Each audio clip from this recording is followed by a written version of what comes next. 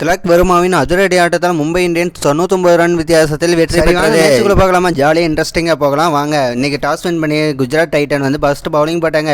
ஆனால் இன்றைக்கி செம்மையாக சொதப்பிட்டாங்கன்னு தான் சொல்லணும் மும்பை இந்தியன்ஸு. சரி, ஓப்பனிங் யார் வருவாங்க? டீக்காக ரிக்கல்டன் தான் வருவாங்கன்னு பார்த்தா இந்த ரிக்கல்டனை தூக்கிட்டு புதுசாக வந்த டானிஸை தூக்கி போட்டுக்கிறாங்க. அவன் வந்து ஒழுங்காகவே விளையாடாதான் தான் போயிட்டார்.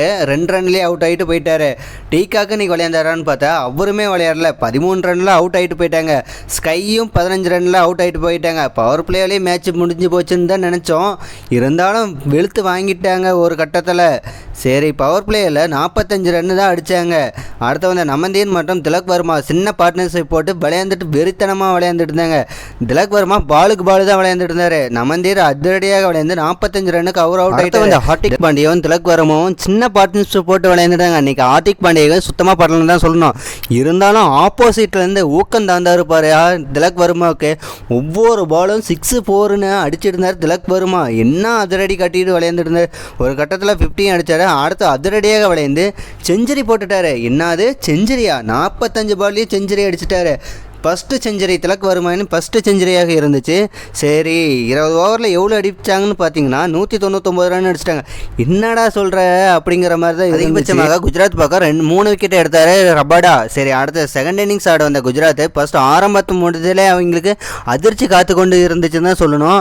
ஆமாங்க, பும்ரா வந்து இந்த 6 மேட்ச்சில் இதுதான் ஃபஸ்ட்டு டைம் ஃபஸ்ட்டு ஓவர் போகிறாரு. அது ஃபஸ்ட்டு பால்லேயே விக்கெட் எடுத்தார். சாய் சுதர்சன் விக்கெட்டை. ஆமாங்க, இன்றைக்கி செம்மையாக கலக்கிட்டார்ல அப்படிங்கிறத சொல்கிற மாதிரி தான் இருந்துச்சு.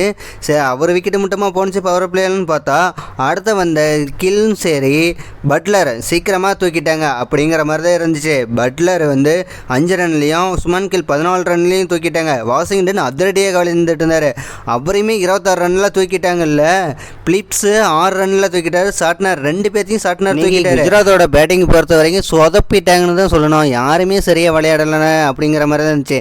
நீங்கள் மும்பை பவுலிங் வந்து அட்டகாசமாக இருந்துச்சு. திலக் வர்மாவோட சதமும் சரி, அஸ்வினி குமார் புதுசாக கொண்டு வந்த அஸ்வினி குமார் 4 விக்கெட் எடுத்தார். சாட்னர் 2 விக்கெட், அல்லா கஸ்பர் 2 விக்கெட் எடுத்தாங்க. 16 ஓவர்லேயே ஆல் அவுட் பண்ணிட்டாங்க குஜராத்தை. இந்த வெற்றி 99 ரன் வித்தியாசத்தில் ஜெயிச்சிட்டாங்க. இதனால் மும்பை இந்தியன்ஸ் 2வது வெற்றியும் பதிவு செஞ்சுட்டாங்க. இதை பற்றி நீங்கள் என்ன நினைக்கிறீங்கன்னு கமெண்ட் பண்ணுங்கள்.